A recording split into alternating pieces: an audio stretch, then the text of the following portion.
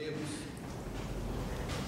que o Senhor nos ampare, permita que os bons espíritos, nossos diletos amigos, nos fortaleçam, nos amparem nesse estudo da noite.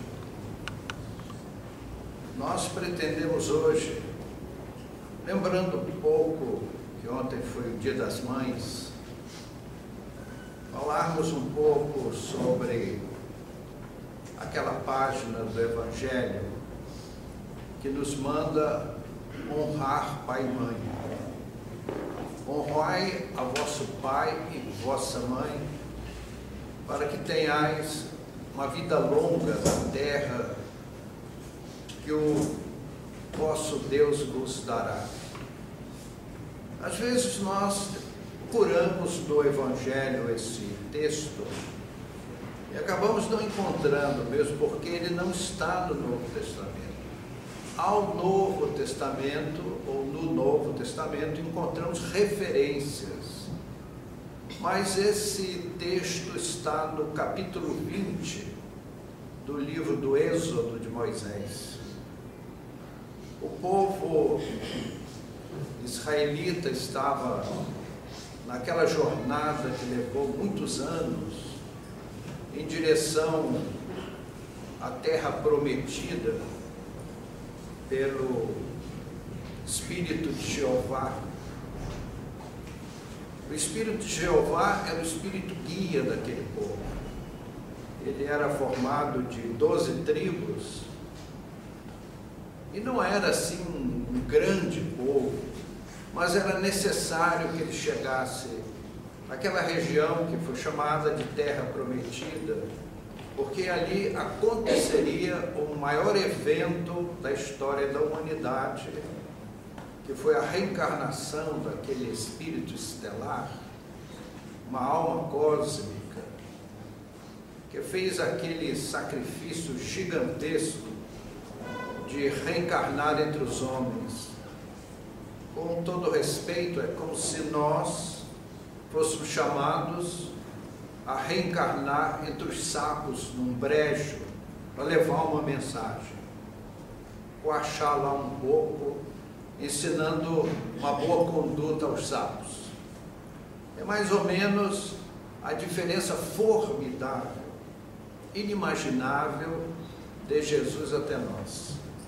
E ele fez essa viagem vibratória que o nosso cérebro não consegue conceber, para reencarnar entre os homens e trazer uma mensagem salvadora. Não aquela salvação comercial que vemos por aí. Salvadora no sentido da reforma espiritual do homem terreno, para que ele possa assumir o seu desenvolvimento espiritual e marchar para as estrelas sob as bênçãos do Cristo. Então essa passagem é muito interessante e até coincidente com o Dia das Mães, que sem dúvida é um dia comercial. Quem inventou o Dia das Mães foi um comércio, mas nós embarcamos no evento comercial e procuramos fazer alguma boa coisa. Moisés, na verdade, nos trouxe o Decálogo, que está no capítulo 20 do livro do Êxodo. E no 4º capítulo é o 4º mandamento das leis de Deus. Nós diríamos que divino, celeste, são os 10 mandamentos da obra de Moisés. Agora, Moisés era um espírito de um pulso muito firme, e para conduzir aquele povo pelo deserto não era fácil. Nós hoje temos, ao sair daqui, uma cama quentinha nos esperando em casa, água corrente, sanitário, fogão a gás, TV de plasma, vai por aí. Aquele povo estava no deserto nômade, em direção a uma região que a rigor não sabia onde era. Então, as condições sociais, as condições humanas eram as mais precárias. Então era um povo rude, rústico, num ambiente também rude e rústico. Então, as leis de Moisés, tirando o Decálogo, que hoje estudamos, o seu capítulo 4, honrai ao vosso pai e à vossa mãe, para terdes um período longo na terra que o Senhor vosso Deus vos dará, que era a terra prometida. As demais leis de Moisés eram leis civis, que o condutor férreo, que era Moisés, atribuiu às suas determinações como ordem divina. E aí nasceu a chamada Palavra de Deus, que era a palavra do profeta, era a palavra do homem condutor. Porque há inumeráveis leis mosaicas, nada tem de divino. Só um exemplo prático. Quando um animal de um certo hebreu invadia a pastagem do outro hebreu, então dizia a lei de Moisés, aquele animal seria sacrificado em praça pública e ninguém comeria da sua carne. O que tem de divino nisso? É uma lei civil.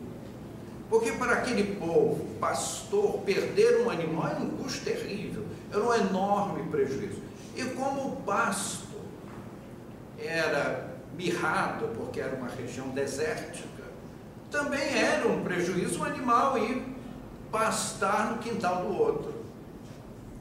Então nós vemos aí uma separação bem expressiva entre o que era divino, que é o Decálogo, que são os 10 mandamentos da lei mosaica, e as demais leis. Agora, conduzir, dominar aquele povo cheio de maus hábitos, difíceis, trazidos da escravidão no Egito, não era com palavras tão doces. Vejam que eles não conseguiam entender nada de subjetivo, de celeste. Então, honrar vosso pai e vossa mãe para ter uma longa vida na terra prometida por Deus. Porque eles não sabiam nada de celeste, de grandioso do ponto de vista espiritual. Então, se você cumprir essas regras, vai viver muito tempo lá na Canaã, na terra prometida. Então era uma oferta puramente material. E as demais leis, tirando o Decálogo, eram leis civis. Para conduzir aquele povo, então, o legislador, o condutor, o líder, que era Moisés, ele passava a informação de que Deus mandara aquelas informações. Daí a origem da expressão palavra de Deus, ou palavras de Deus. E não para por aí. Além disso, Moisés pintou um Deus terrível, e não podia ser de outra forma. Um povo tão embrutecido, tão indisciplinado, se ele apresentasse um Deus bondoso, amoroso, gentil, tolerante, o que é que aconteceria? Esse é um Deus fácil da gente pôr no bolso. Então ele apresentava um Deus terrível, cruel, sanguinário, vingativo, vingança de Deus, para pôr respeito àquele povo indisciplinado.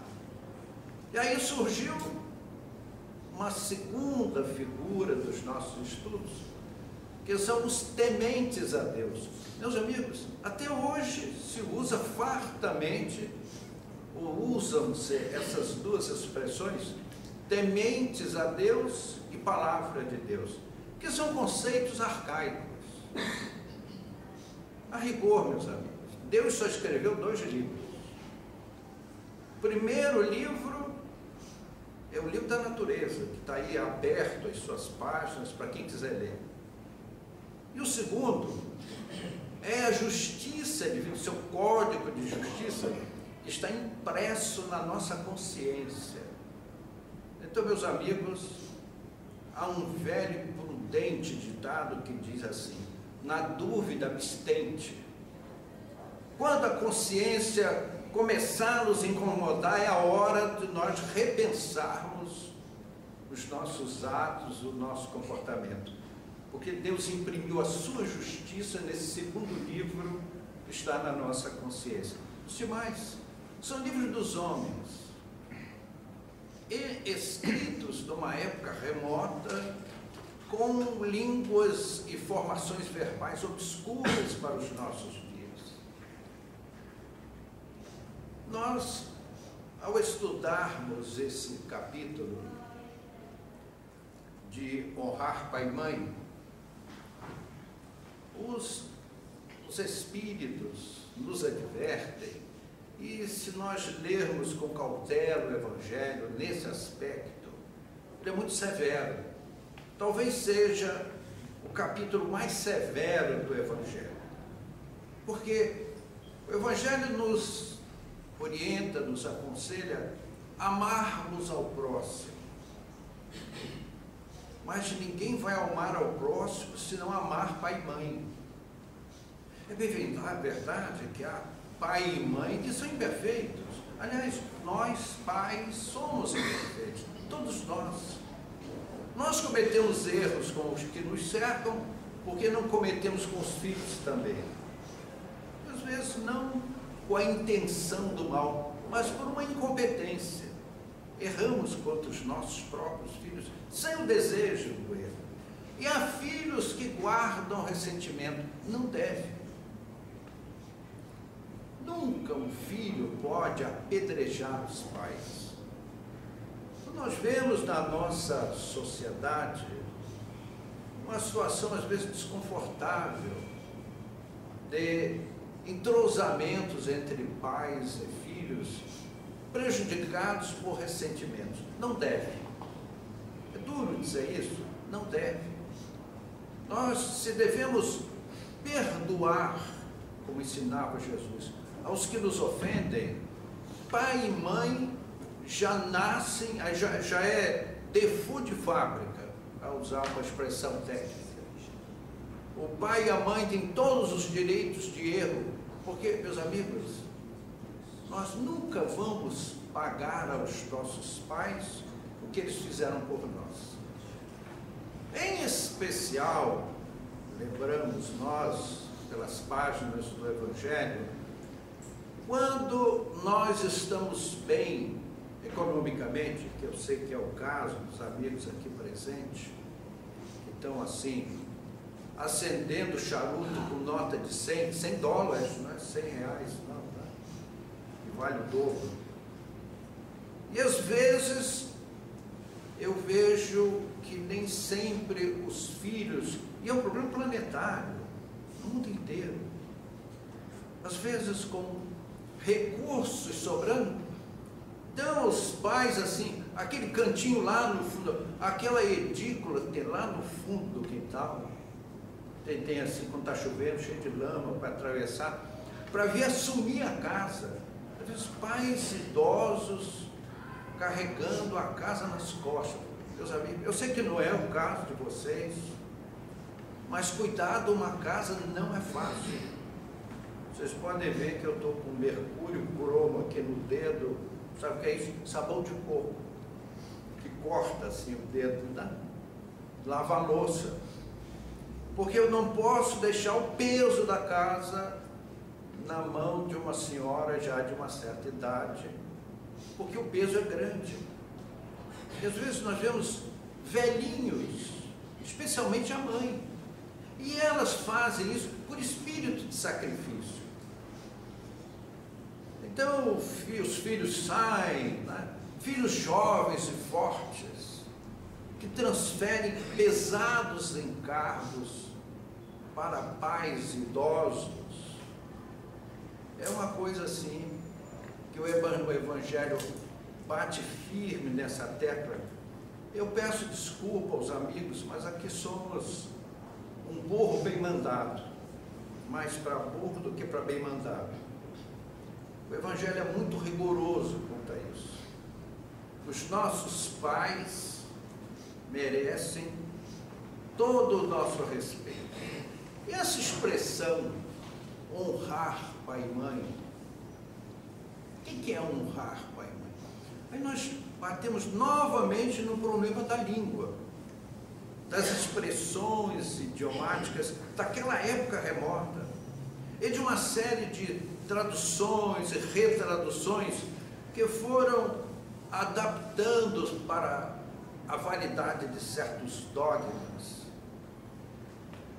Honrar, no sentido, é respeitar, é amar, é doar-se aos pais.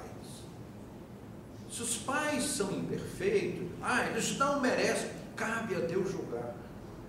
Não julgueis para não ser julgados. Especialmente pai e mãe. Não temos o direito de julgar pai e mãe. Então, meus amigos, a doutrina bate forte nessa tecla do respeito aos pais. A maioria das pessoas aqui presente tem seus pais na vida espiritual. E às vezes algumas pessoas, quando nós falamos nisso, por uma cultura equivocada, aí a pessoa se sente constrangida e às vezes até chora. Meus pais estão lá, sabe Deus onde. Meus amigos, a vida espiritual, se eu apagar aquelas culturas medievais, a gente vai a um cemitério mais antigo do Araçá, por exemplo, aqueles mausoléus gigantescos, né? Que descansa em paz. Até o Cornélio Pires tem uma quadrinha, né, em que ele comenta isso com a sua forma jocosa, né? Um epitáfio moderno na campa de João de Souza. Aqui repouso eterno para quem não fez outra coisa. Então João de Souza não fez outra coisa a não ser descansar. Então, aquelas exuberâncias completas. Meus amigos, para que isso? Para que isso? É muito comum os nossos entes queridos irem conosco acompanhar o féretro. Eu fui, não faz muito tempo, assistir o sepultamento da minha sogra. E ela foi junto, assistiu o enterro. Estava muito pálida, muito abatida, amparada por enfermeiros espirituais, gentilíssimas, né? E as pessoas chorando, e ela, mas por que estão chorando? Meus amigos, eu não morri. A maior lenda da história da humanidade é achar que as pessoas morrem. É um maior equívoco do nosso planeta é acreditar na morte. Continuamos vivendo. Deus não nos fez para nos matar. Ele nos deu, quando Deus nos criou, é ad eterno. Nós temos começo, não teremos fim. Viveremos para toda a eternidade. Essa passagem, esse estudo, nos lembra muito uma passagem que não constou dos evangelhos, mas está nas tradições do mundo espiritual. Nós, homens, temos nossas tradições. Há belíssimas tradições do mundo espiritual, que às vezes nós vamos lá roubar uma pontinha para ilustrar os comentários. Paulo de Tarso era uma pessoa que se parecia muito com Moisés. Ele era um pulso de ferro, assim, decidido.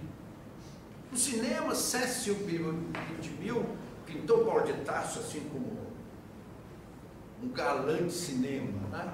Aquele cara bonitão, assim, de causar furor.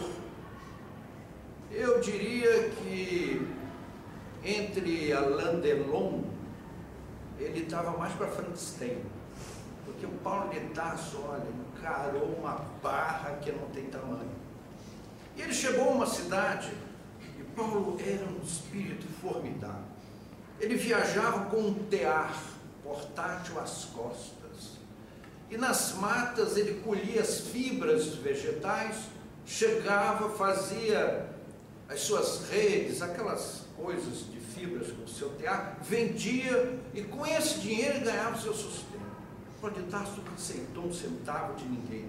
Que alma vigorosa! Ele morria de fome se preciso fosse, mas não era pesado aos irmãos de doutrina. Ele, depois de fazer a sua feira, de ter comido, subiu a um platô, e naquela cidade tinha um culto de uma deusa, deusa Diana. Então eles faziam desde Dianinha até Dianona, imagens, que aquilo era vendido no Império Romano e tinha um grande valor. E de repente, no mercado público, aparece alguém falando de um outro Deus. Então as pessoas foram, que história é essa? E como é que fica a Diana? Que era um negócio da região. A verdade é que pegaram Paulo de Tarso num tumulto e deram uma surra muito grande e jogaram Paulo de Tarso num monte de lixo lá fora dos muros da cidade. Nessa cidade havia um jovem desse tamanho, forte, espadaúdo, um atleta perfeito, né? Que tinha um coração muito grande, embora um cérebro um pouco reduzido. Ele ficou penalizado.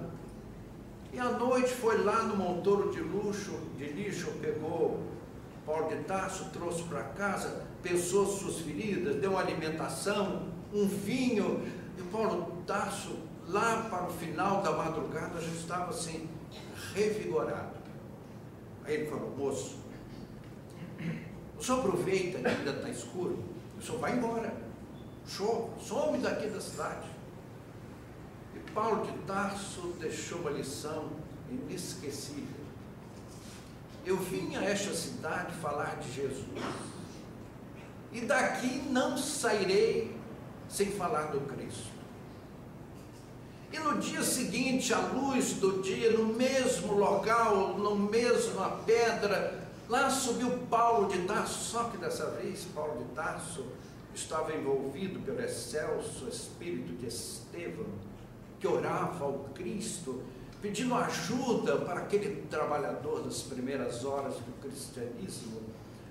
E um fluido celeste envolveu Paulo, e as suas palavras seguiam com uma vibração poderosa a encantar todos os ouvintes.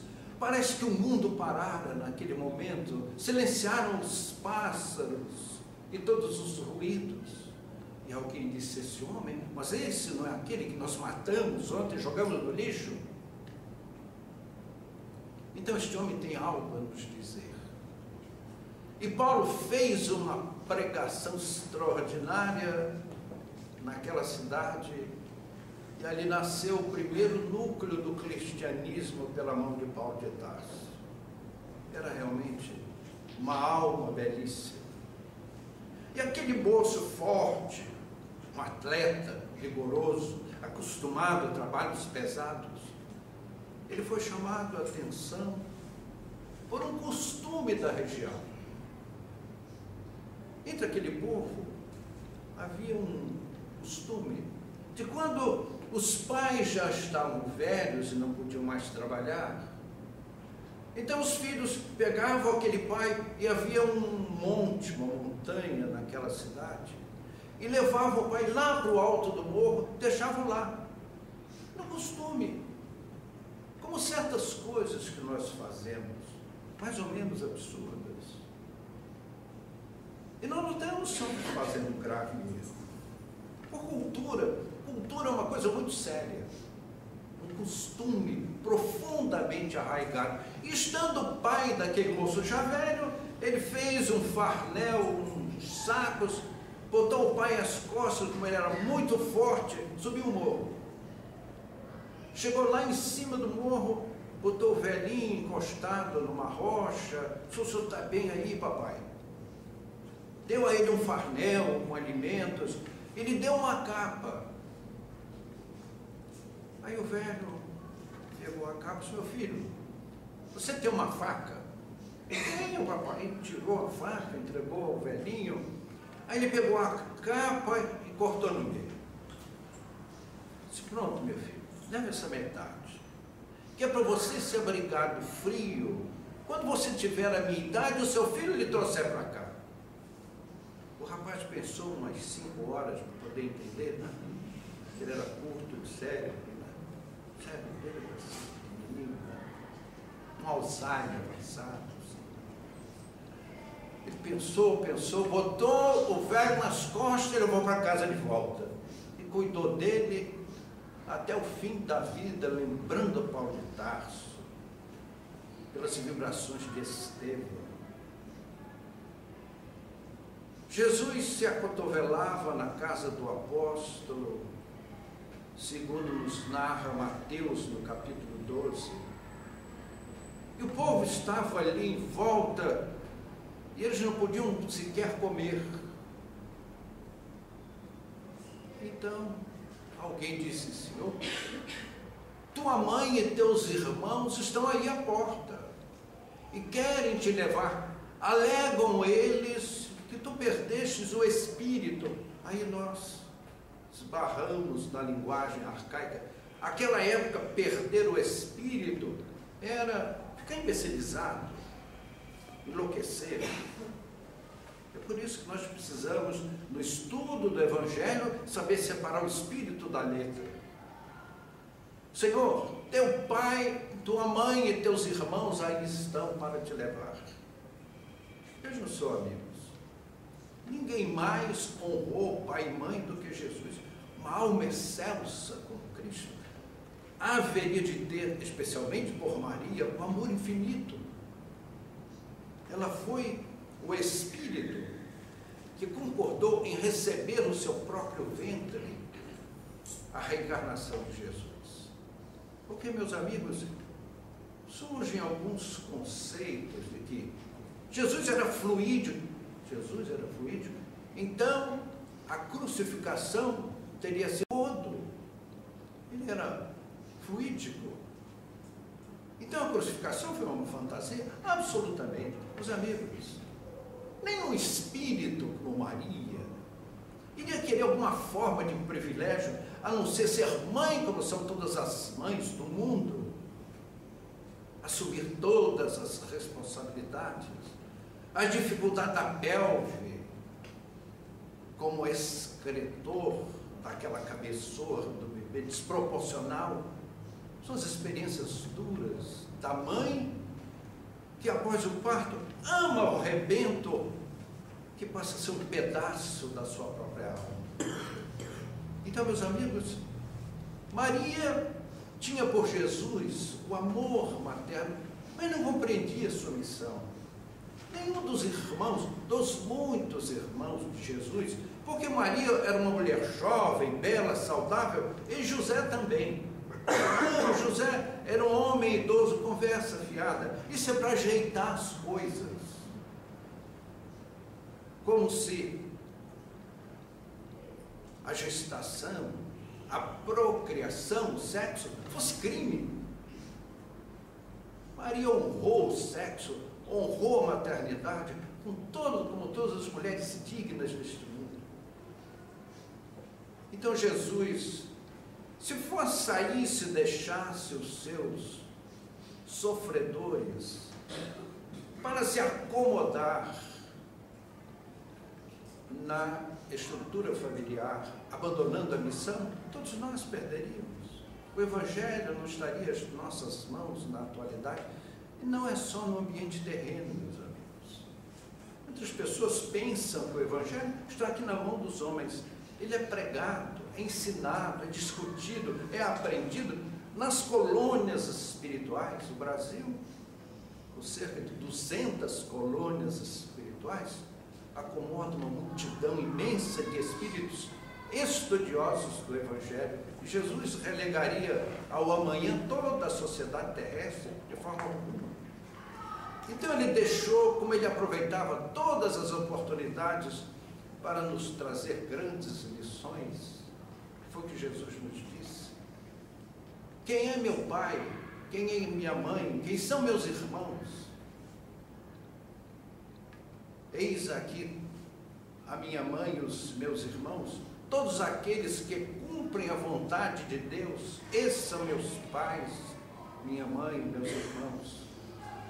Aparentemente, é uma colocação do Senhor que contradiz a sua bondade, o seu respeito pela mãe, pelos irmãos.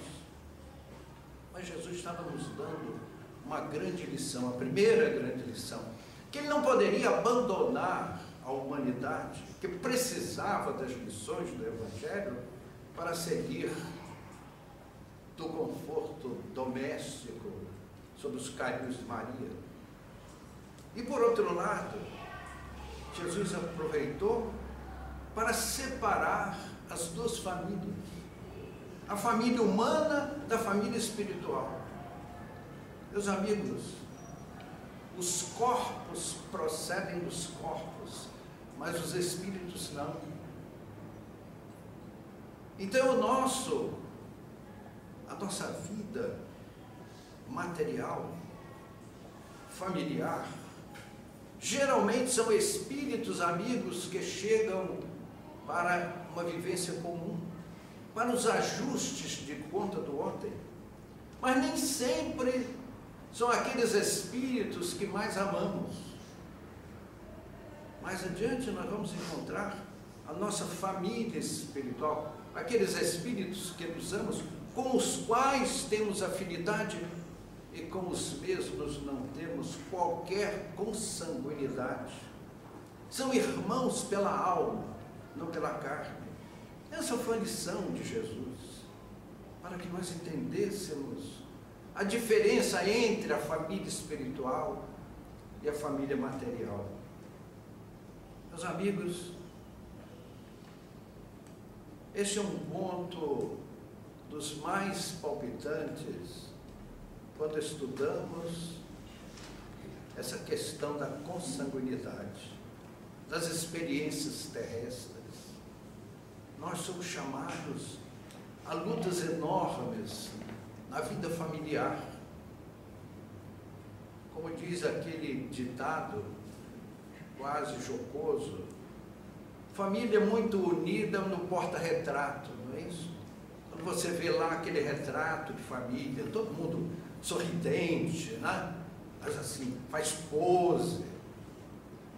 Mas a realidade nem sempre é assim. Por que razão? Meus queridos amigos, todos nós queremos que o planeta terrestre seja uma colônia de férias. Nós amamos o turismo, queremos esparecer os nossos espíritos, mas a vida na Terra é uma vida dura, de lutas enormes, e que começa no lar. É muito fácil ser simpático nos momentos festivos, por 20 minutos. Você vai, encontra os amigos numa festa, beijos e abraços, cumprimentos, só trivialidades, só coisas suaves, e gastamos horas nessa experiência. Mas embaixo do teto da nossa casa, ali é que está a dura luta. Lá, na vida social, nós falamos amenidades, somos suaves, simpáticos, por 20 minutos, que não sabe de nada. Difícil é dentro de casa. Aí, diz um ditado matuto, é onde a porca torce o rabo. Viver com simpatia, com generosidade. Nós vemos os irmãos, você já viu como são os irmãos? Um singalfinho, não é isso? Principalmente os irmãos pequenos, adolescentes, meu Pai do céu. Nós precisamos orar muito em nossas casas, porque esses são espíritos adversos, que vêm de um passado se reajustarem sob o mesmo teto. E nos cabe a nós pais a orientação, especialmente nós pais espíritas, que conhecemos as realidades espirituais. Nós sabemos exatamente o que estamos fazendo na terra. Então, meus amigos, dar um bom dia dentro de casa, um sorriso, um abraço, nem sempre é fácil. Porque dentro de casa, nós não temos cerimônia, não é isso? Quando nós encontramos os vizinhos, os amigos, a educação social nos manda acender aquele sorriso 527, não é isso? Mas dentro de casa não, a intimidade com os entes queridos nos permitem acordar assim de cara feia. Aí depois você chega no escritório, liga para casa e pede desculpa, olha, eu não estava zangado não, é que eu estava com um pouco de frio, né? Então, meus amigos, o lugar mais difícil, mas porém mais necessário, mais oportuno, é o nosso lar. Os nossos pais idosos. Meus amigos, quantos pais vêm do mundo espiritual assistir esses comentários de hoje? E muitas vezes nos dizem, pode falar da minha experiência, meu irmão, mas nós temos que respeitar a cultura terrestre. Aqueles irmãos que foram lá para o Araçá, eles devem ficar lá bem guardadinhos, naquele descanso eterno que o Cornélio Pires se refere. Não podemos, às vezes, desrespeitar essa cultura. Mas esses irmãos, já o dissemos e repetimos, eles ficam felicíssimos com a nossa presença embaixo desse teto, com esses irmãos esclarecidos que vêm trazer as suas luzes para o nosso entendimento. Um amor verdadeiro, um amor espiritual, não um amor material, não um amor da carne, mas um amor do coração, da alma profunda. Que possam, portanto, os nossos pais, o vosso pai, a vossa mãe, que já demandou a pátria espiritual e que vem confraternizar conosco nessa noite, trazendo o seu notável carinho, que possamos todos nós, sob essas bênçãos de Jesus, nos congraçarmos, nos congregarmos nesta noite, sob a égide do Cristo.